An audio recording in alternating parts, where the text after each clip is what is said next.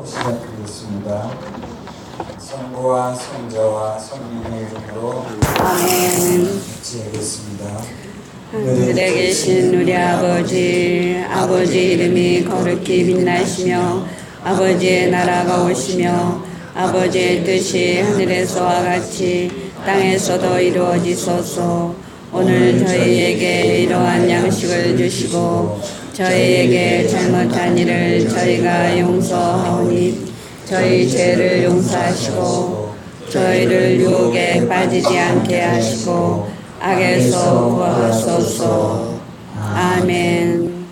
성부와 성자와 성령의 이름으로 아멘. 안녕들 하십니까? 안녕하세요. 사실은 이제 지난 3월달에 신현만 신부님이 잠깐 꼬국의 주변 보러 들어오셨는데 그때 제가 원주 교구에 가서 어떤 본당에 이제 특강을 하게 됐어요.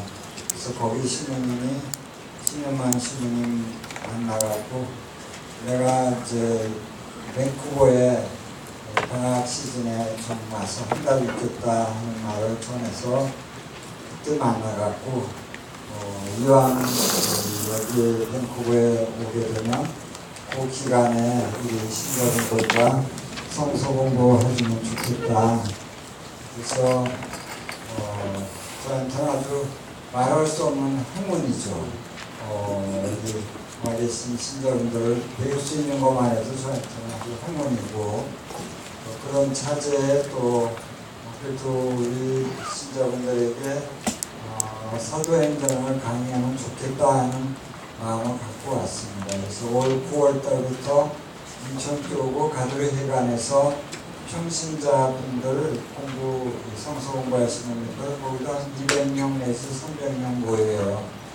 그분한테 강의하려고 이제 원고 만들었는데 그거를 여기 샘플로 가져와서 이제 사무실에서 이거를 분해해갖고 좀 교정을 했는 것 같아요. 그래서 아주 모든 것이 착착 잘 들어맞았다 하는 생각을 갖고 있습니다. 그리고 이 사도행전 이 강의록은 저희고 제가 로마에서 성서대학 다닐 때 저의 동창이죠. 거기 그 이태리안 수녀님이신데 그분하고 같이 동창으로서 공부할 때 친했어요. 저희고. 그래서 그 뒤에 약 40년 가까이 이 몸으로는 못 만나지만 이메일로는 서로 주고받고 그분이 이제 책을 많이 썼습니다. 그래서 그레고리안 대학교 교수도 있는데 저한테 한국에 이런 책을 번역해서 내고 또 한국의 신자분들한테 교육하는 데 도움이 되면 좋겠다. 그래서 제가 은퇴한 지 지금 8년째인데 매년 한 권씩 번역을 해내고 있습니다. 그래서 이건 2010년대에 번역한 책인데 그분이 2009년대에 낸 걸 그 다음에 번역한 겁니다. 그래서 아마도 카톨릭 내에서는 사도행전에 관한 한 최신의 가톨릭의 가르침이다 이렇게 생각하시면 이보다 더 부추가 많건 적건 그 상관없이 그 수녀님이 공부를 많이 하신 분이고 저하고 학습적으로 교육을 하는 분이시기 때문에 아주 좋은 책이라고 저는 생각해요. 그래서 이런 번역한 거를 조금 내용을 좀 줄여서 여기서 할 수 있는 시간이 그렇게 안 되기 때문에 원책에서 그 98책에서 교환을 만들었습니다. 여러분들이 이 내용을 이제 보시면서 저의 이야기도 들으시고 그래서 공부하시면 참 좋겠다는 생각이 듭니다. 사실은 이제 이 사도행전을 우리 썰이 김대건 신부님이 본당에서 하고 싶었던 이유는 사실 우리도 지금 고국에서 떠나오셔서 여기 타국에서 신앙생활을 하는 하나의 커뮤니티죠. 그죠? 그러니까 이 초창기에 이 원시교회라고 하는 초창기의 교회 모습과 이곳에 오셔서 우리의 생계를 다 여기 이 나라에서 맞춰가면서 생활하실 뿐더러 신앙생활을 그 중에서도 또 해야 되는 그런 부담을 지금 갖고 계신 여러분들이 이 사도행전을 통해서 이것이 바로 원시교회의 모습을 우리가 재현할 수 있는 유일한 공동체라는 자부심을 아마 갖게 되리라고 저는 믿습니다. 사실 한국은 벌써 규격화된 교회이고 이미 형식화되어 있고 어떤 전통에 딱 이렇게 묶여있는 듯한 답답함도 있습니다. 저도 한국에서 이 강의를 해야 될 이유는 신자들이 좀 더 활발해지고 정말 자발적이고 활력적인 이런 신앙생활을 하기 위해서는 사도행전만한 그런 내용이 없다. 그래서 있습니다. 그래서 혹시 이제 저와 강의를 들으시면서 오늘의 우리 현실에서 조금 다른 내용이다 싶으면 우리가 그리 돌아가면 돌아갈 일이지 그것이 잘못이라고 얘기할 수 없습니다. 오늘의 우리들의 교회 현상은 어쩌면 모델인 예루살렘 모교회 사도들과 이루어졌던 첫 번째 최초의 교회 모습이 모델이지 그 모델을 우리가 다 따라가지 못하는 것에 대해서 부끄러워할 일입니다. 이것은 아마 이 교회에 우리 현대 교회 안에 있는 성직자, 수도자, 또 평신자 논할 것이 우리는 항상 이 사도행전의 정신으로 돌아가는 참 그리스도 교회가 되자는 하나의 지향판이라고 저는 보기 때문에 어떤 것은 저 같은 경우에도 부끄러운 게 있는 것이죠. 이렇게 살지 못하는 사제. 또 우리 신자분들도 내가 여기서 이렇게 주저앉으면 안 되는 신앙이었구나. 이런 것도 하나의 어떤 도약을 위한 하나의 저희가 되리라고 봅니다. 녹음을 하신다고 그래서 약간 좀 걱정이 돼요. 제가 목소리도 좀 탁하고 그런데 제대로 나오려면서 우리가 이스라엘 땅에 다들 이런저런 기회를 다녀오셨을 것 같은데 사실 거기 가보면은 우리가 극명하게 차이나는 물이 있죠. 그죠? 갈릴리아 호수 그걸 보고서 또 몇 시간 안 돼서 사해라고 하는 또 대단한 호수를 보게 됩니다. 이것서 갈릴리아 호수는 자기 머리와 같은 헤르몬 산에서 이렇게 시원한 물이 갈릴리아 호수를 채워주거든요. 그래서 그 채워줬는데 그래서 거기는 온갖 생물이 다 아주 정말 생기를 잃고 정말 생명의 호수라고 볼 수 있죠. 생명의 물. 근데 그 물이 이렇게 내려오다 보니까 사해라고 하는 것은 해저 600m 아래니까 그 물이 다시 다른 데로 흘러가지 못하는 거죠.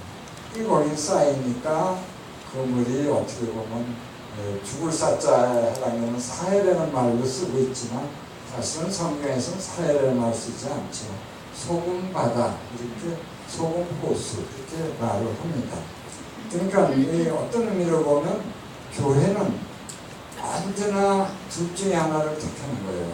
본인이 택한다기보다 그렇게 돼버립니다. 갈릴리아 호수와 같은 교회 모습으로 살고 있는 교회도 가능한 것이고 어쩌다가 자기도 모르는 사이에 이 소금 호수와 같은 그런 꼴로 교회가 시간을 보내는 그런 것이죠. 그럼 우리가 말하는 이 교회라고 하는 것은 히라 말로 파루시아라고 얘기합니다. 예수님 승천하신 뒤에 다시 재림하실 때까지의 기간을 파루시아라고 얘기를 하는데 이 파루시아가 바로 교회라는 말과 같은 의미로 쓰여지고 있어요. 이 파루시아가 갈릴리아 호수의 역할을 할지 삶을 살지 아니면 소금 바다와 같은 삶을 살지 본인은 그거에 대해서 아무 느낌도 없이 살 수도 있다. 그러니까 알게 모르게 우리는 갈릴레아 호수에서 헐떡이는 정말 배들의 고기가 돼 있을 수도 있고 아니면 그냥 사해에서 그 정말 짠 염분이나 토해내는 그러한 그 신앙생활을 할 수도 있다.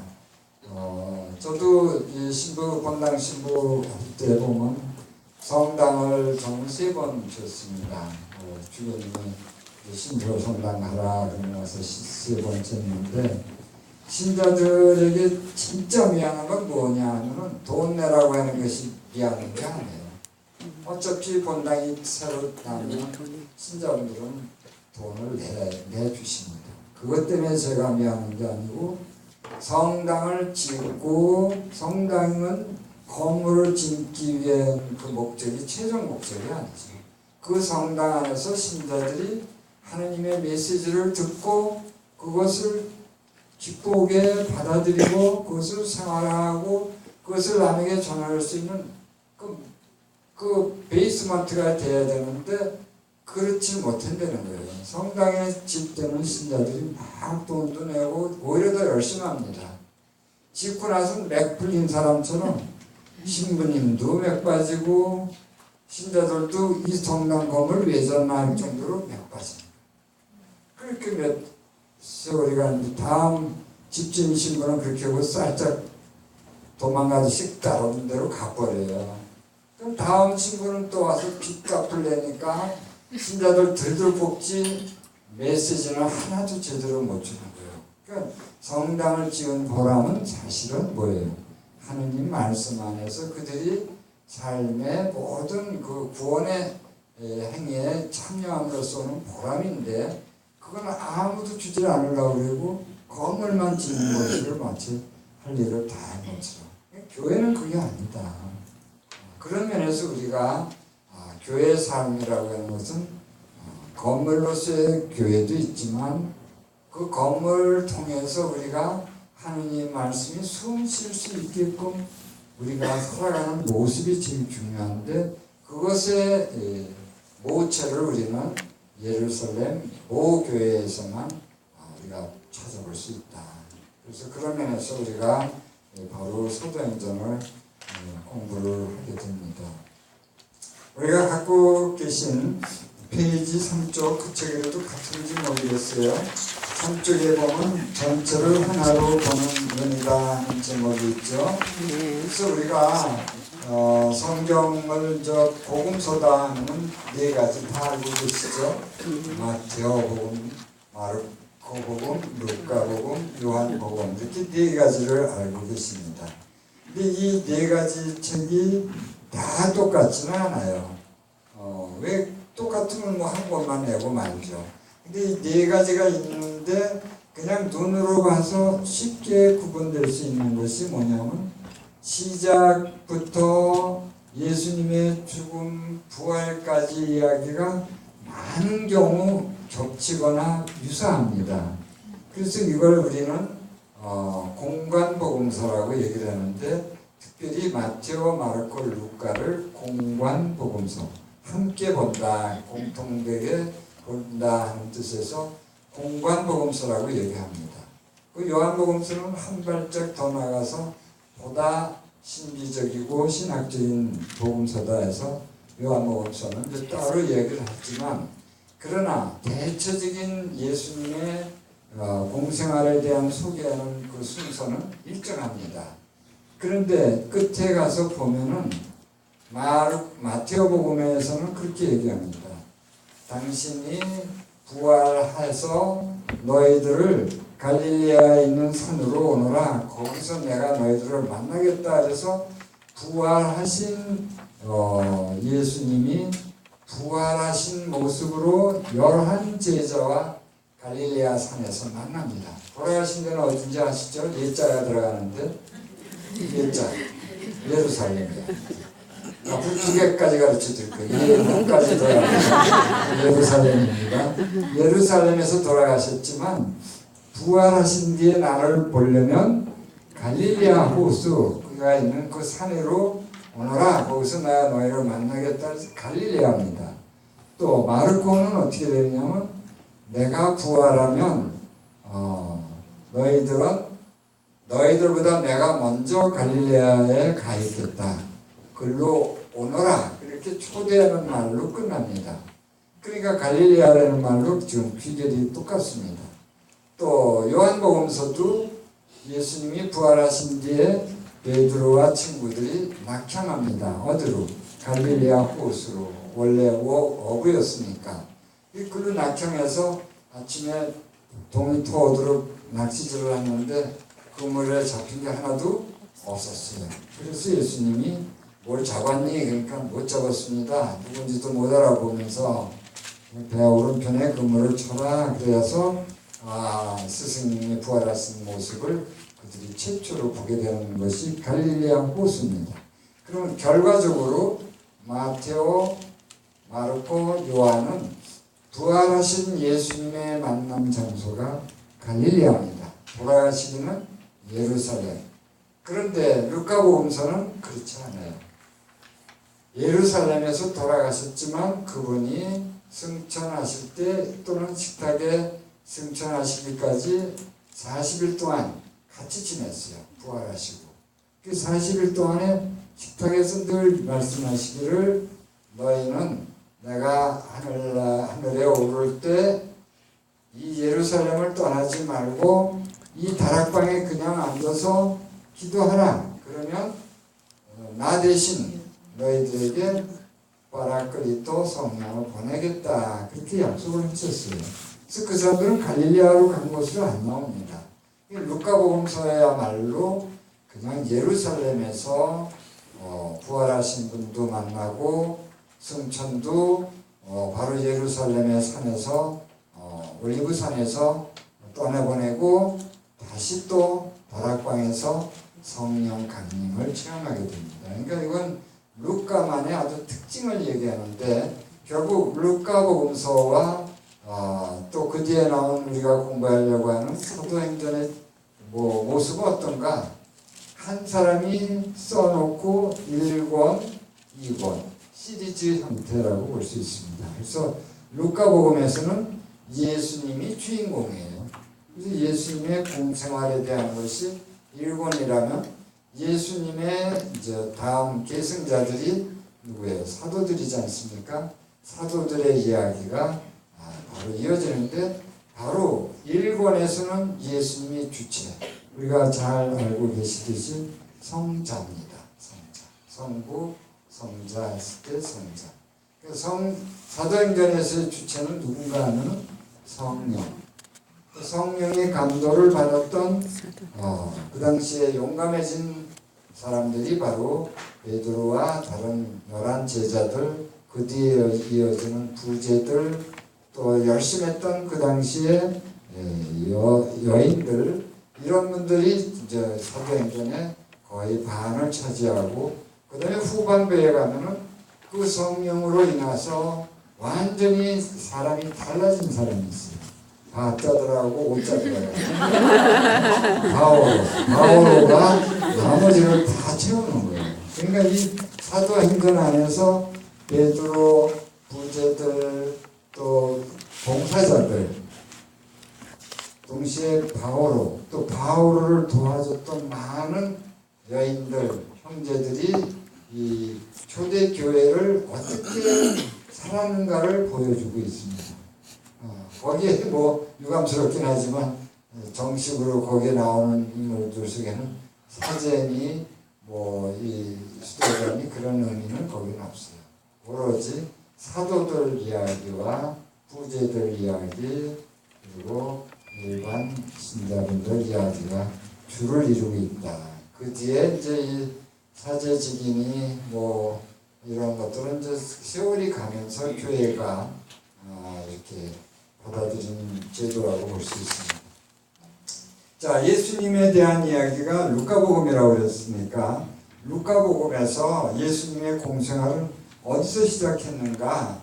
30세가 되셨을 때 갈릴레아 호숫가를 거니시면서 베드로, 안드레아, 야고보, 요한을 부르시면서부터 시작되죠. 그죠? 그 조금 앞이 때면 요르단에서 세례자 요한으로부터 세례를 받습니다. 그죠? 그리고 40일 동안 광야에 나가서 사탄의 유혹을 이겨내시는 모습을 보이고 다시 이제 갈릴리아로 오셔서 제자들을 뽑는 이야기부터 시작이 됩니다. 그러나 결국은 예수님의 공생활에 거의 3분의 2도 넘는 기간은 장소적으로도 마찬가지입니다. 갈릴리아를 중심으로 그분의 모든 메시지들이 거기서 다 이루어집니다. 또 그분의 행적도 거기서 거의 갈릴리아 인근 정도에서만 이루어지고 마지막에 그분이 이제 죽음을 향해서 가시는 여정에 사마리아 동네도 나오고 유다 지역을 거쳐서 결국 유다의 본토라고 볼 수 있는 예루살렘에 올라오셔서 죽음을 당하게 되고 또 부활하시고 승천하는 것으로 이 모든 복음서는 끝을 냅니다. 이것이 예수의 공생활을 결정짓는 것은 갈릴레아에서 사마리아, 유다, 예루살렘. 그럼 예수님은 갈릴레아로부터 예루살렘을 향해서 오셨고 거기서 승천하시는 것으로 나옵니다. 그러나 이 루카복음서에서는 그러면 이 갈릴레아에서 이 예루살렘으로 올라오신 예수님의 이야기를 어떻게 받고 있는가? 제자들이 바로 그 승천 장면에서부터 제자들의 길을 가는 겁니다. 어떻게 가고 있는가? 그들은 예루살렘을 떠나지 않고 있다가 사마리아 거쳐서 온 세상으로 나가는 겁니다. 그러니까 이 루카복음의 1권과 2권에 언제나 이 복음서에서는 끝으로 예루살렘의 승천을 이야기하고 있고 사도행전에서는 시작이 바로 예루살렘의 승천이다. 시작은 갈릴레아였지만 제자들로 인해서 끝은 온 세상 땅 끝까지 이렇게 말하는 것이 바로 사도행전이다. 우리는 어디에 속해 있겠어요? 두 번째입니다.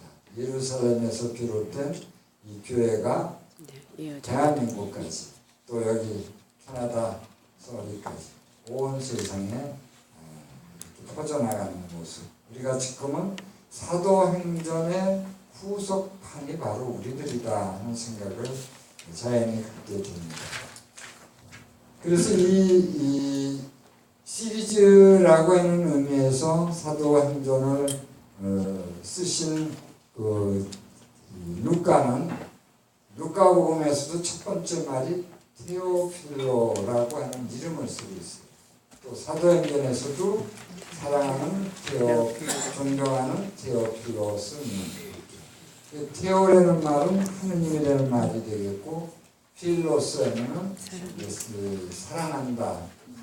우리가 필로소피아 할 때 소피아 지혜를 필로 사랑 지혜를 사랑한다는 의미에서 필로소피아라는 말이 나왔듯이 테오필로 하면은 하느님을 사랑하는 이게 고유명사일 수 있죠. 그죠?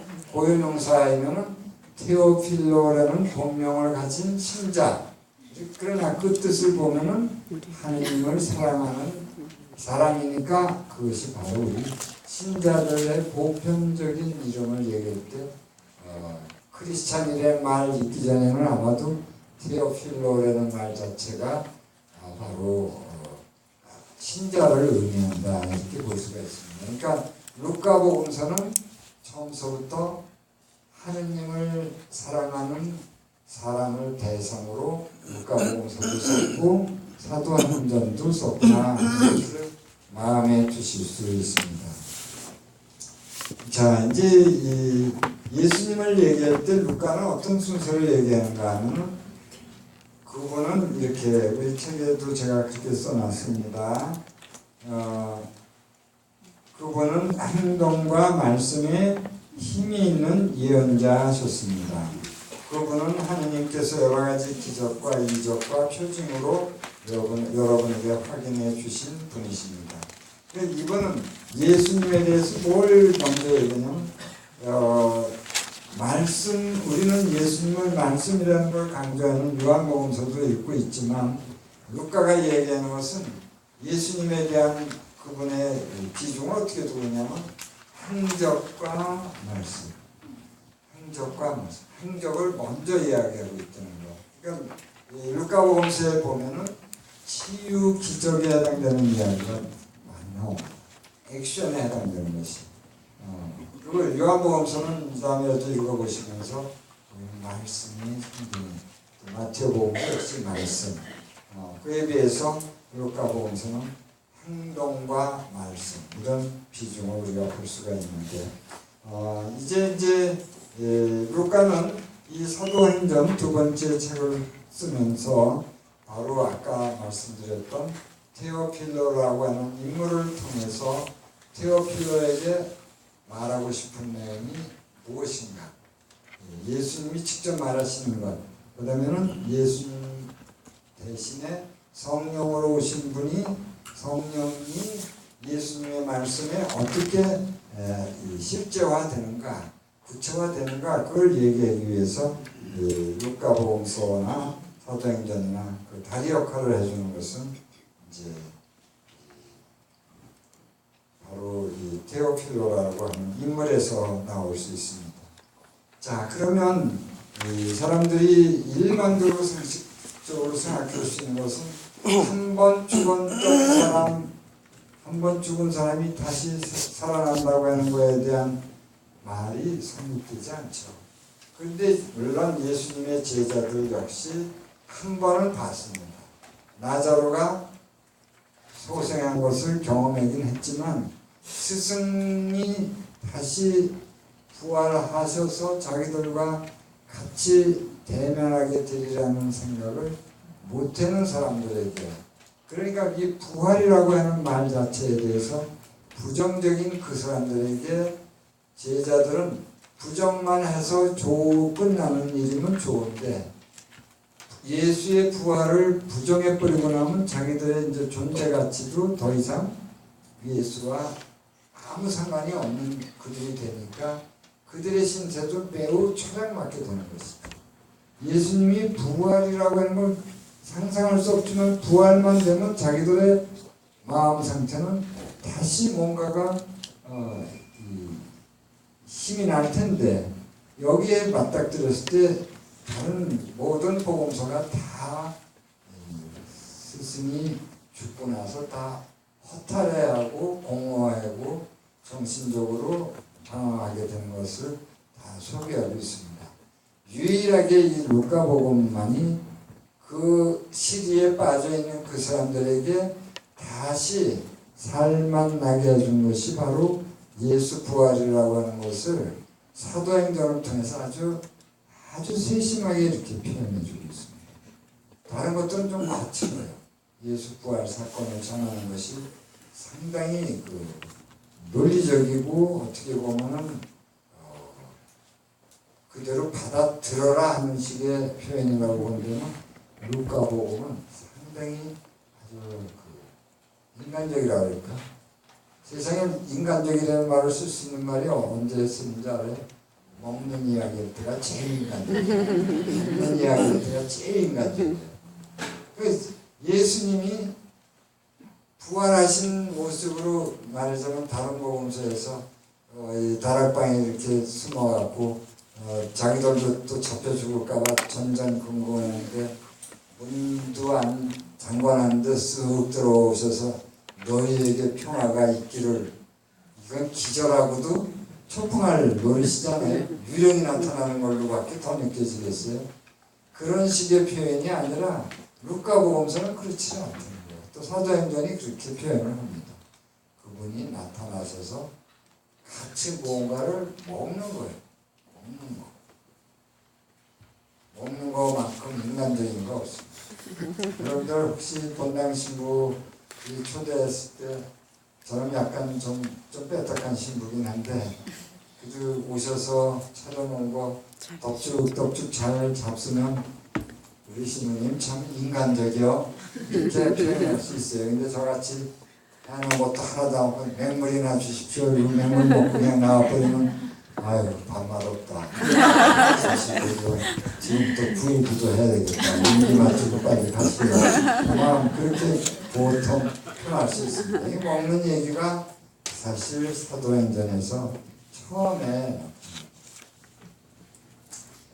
식탁에서 며칠 동안 같이 계셨는가? 부활하셔서 40일 동안 같이 계셨어요. 40일 동안. 그래서 이 40일이라고 하는 것이 이제 어떤 그들로 하여금 그 마음을 거기서 심어줬을까? 40일 동안 그분은 빵과 말씀을 나누셨어요. 그러니까 우리가 예수님이 그 부활해서 루카복음서에 보시면 엠마오로 가던 두 청년이 길에서 예수님이 이 메시아의 사명에 대한 이야기하고 그럴 때까지도 잘 못 알아들었죠. 구약을 이야기하시고 예언서 얘기해도 두 사람이 잘 못 알아들었어요.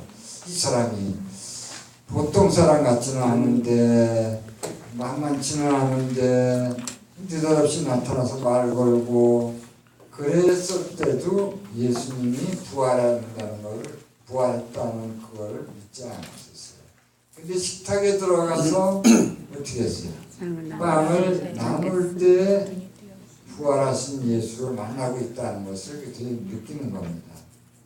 그러니까 사실은 이 세상에서 먹는 거가 정신도 차리게 해주는 거예요. 너무 안 먹으면요 사람이 아무것도 못해요. 정신도 다 빠져버리는 거예요. 그러니까 일단 예수님은 참 빵하고 관련이 많은 것 같아요. 베들레헴이라는 말도요. 베트라는 거 이제 바이트라는 히브리어 말입니다. 집이라는 거예요. 하우스. 레햄은 브레드입니다. 빵. 그러니까 베들레헴이라는 도시 이름이 빵집이라는 뜻을 지니고 있어요. 또 예수님은 또 처음부터 먹통에 들어가 계시죠. 그죠? 영통에 들어가서 구워 있었어요. 그건 먹는 이야기 많아요. 자기들이 제자들하고 설교하실 때 5,000명 믿겠잖아요. 그것도 부족하니까 또 4,000명 또 끌어다가 또 먹였죠. 뭐 오직하면 왜 우리로 얘기하면 외인에 해당되는 시로페니키아 여인이 와서 뭐 고쳐달라고 그러니까 난 이방인이라 안 된다 했다가도 식탁에서 떨어지는 부스러기라도 난 먹어야 되겠다 그러니까 신통망통하다 먹는 얘기가 나오니까 예수님이 감동했어요. 신통하고 망통하다 여기서 그냥 기적을 행해 주시잖아요. 그러니까 어찌 보면은 또 부활에서까지도 요한복음서에는 저 숯불을 호숫가에다 놓고는 피워갖고 빵이랑 물고기도 또 석쇠에다 올려놓고 계셨다. 어떻게 보면 이 먹는 이야기 속에서 사실은 예수님의 그 진짜 멋이 드러납니다. 아 이분은 예수님이로구나 할 수 있는 분은 바로 이 먹는데 오죽하면 어떤 사람들이 예수님은 먹보여 술꾼이라고까지 또 비아냥 거진 사람이 있기는 하지만 그러나 예수님이 그렇게 먹보는 아니셨죠. 그럼에도 불구하고 사람들의 먹고 사는 일에 그분도 상당한 관심을 가졌고 먹는 걸 통해서 하느님 나라까지도 이분 나름대로 이 계산을 하시고 복음을 선포하셨다는 것을 볼 수가 있습니다. 그래서 실제로 40일 동안 하신 일은 뭔가 식탁에서의 40일은 먹는 일 빼놓고는 뭐예요? 말씀. 먹는 일 빼놓고는 말씀. 식탁에서의 40일은 바로 오늘날의 미사와 똑같습니다. 말씀의 전례와 동시에 빵의 식탁, 빵의 잔치, 성찬의 전례를 이야기하고 있습니다. 그러니까 지금 오늘날 예수님의 부활 후 40일 이 사건은 미사의 원형이다 이렇게 생각하시면 됩니다. 언제나 우리는 부활한 예수님을 중심으로 한 미사입니다. 부활하신 예수님과 이 말씀을 듣고 또 이 생명의 빵을 우리가 먹는 것이죠. 여기서 이제 우리가 생각할 때 식탁에 계실 때 뭐라고 얘기했는가? 6페이지에 보시면 그들에게 예루살렘을 떠나지 말고 성령께서 하신 약속의 성취를 기다리라고 명령해 주신 바가 있습니다. 같이 읽을 거예요. 예수님께서는 사도들과 함께 계실 때 그들에게 명령하셨습니다. 예루살렘을 떠나지 말고 나에게서 들은 대로 아버지께서 약속하신 분을 기다려라. 요한은 물로 세례를 주었지만 너희는 며칠 뒤에 성령으로 세례를 받을 것이다. 우리가 흔히 요즘 성령 세미나 이런 데 통해서 성령 세례를 말씀 많이 들어보셨죠? 네. 그러니까 이제 물로 씻는 세례에서 성령으로 말미암은 참된 은혜의 세례를 말씀하고 있습니다. 그런데 이제 그러면 이런 때가 언제 성령 세례를 제자들은 구원의 때로 생각을 했던 겁니다. 그래서 그때가 언제입니까? 그렇게 물었을 때 예수님은 그거에 대해서 비껴가는 말씀을 얘기합니다. 8페이지에 우리가 보시면 세 번째 줄 너희가 성령으로부터 힘을 받으면 이런 말을 했습니다. 성령으로부터 힘을 받는 그때를 바로 교회의 시기다 이렇게 표현합니다. 그러니까 우리는 구약 시대를 가리켜서 이스라엘의 시기, 말하자면 성부의 시기라고 보통 이야기하고 있고 또 예수님의 시기, 신약을 예수님의 시기라고 이런다면 지금은 성령의 시기, 그것이 일치되는 것이 바로 교회의 시기다. 교회는 성령으로 지금 인도받는 시기다. 그래서 성부, 성자, 성령이 지금 이어져 보고 있다는 것을 우리가 생각해 보시면 좋겠고, 그래서 40일을 채운 뒤에 예수님이 베타니아 근처까지 우리 루카복음서 24장 있죠? 읽겠습니다. 예수님께서는 그들을 베타니아 근처까지 데리고 나가신 다음 손을 드시어 그들에게 강복하셨다. 이렇게 강복하시며 그들을 떠나 하늘로 올라가셨다. 이렇게 이제 이야기를 합니다. 루카복음서는. 그다음에 이제 사도행전에서는 그 말과 거의 유사하게 시작을 했죠. 그래서 사도행전 1장 12절에 보면은 그 뒤에 사도들은 올리브산이라고 하는 그곳을 떠나 예루살렘으로 돌아갔다. 그러니까 사도행전에서는 아까 베타니아 근처라는 말로 루카복음서는 표현하고 있고 사도행전은 올리브산은 실제로 베타니아와 멀지 않습니다. 지금 예루살렘에 가보시면 여기서 신장로 조금 걸어가는 정도에 다 그 근처라고 말할 수가 있죠. 그러면서 이제 그분이 올라가실 때 구름이 가렸다고 얘기하는데 이것은 구약 성서에서는 언제나 구름은 하느님의 현현이다 이렇게 표현하고 있습니다. 그러니까 예수님이 그냥 하늘로 오르신 것이 아니라 신현현의 모습으로서 하늘로 돌아가시는 모습을 표현하고 있습니다. 첫째 시간 강의를 이제 말씀을 드렸고 실제로 우리 신자분들께서 제 이 내용이 아주 쉽게 되어 있으니까 한번 집에 가셔서 읽어보시면 좋겠고 조금 늦게 시작을 했지만 들은 지 9시에 마쳤어요. 그래서 9시 10분 되면 정확하게 들어오셔서 노래 한 곡 하시고 바로 할 수 있도록 협조해 주시기 바랍니다. 9시 10분까지 티타임이 있겠습니다.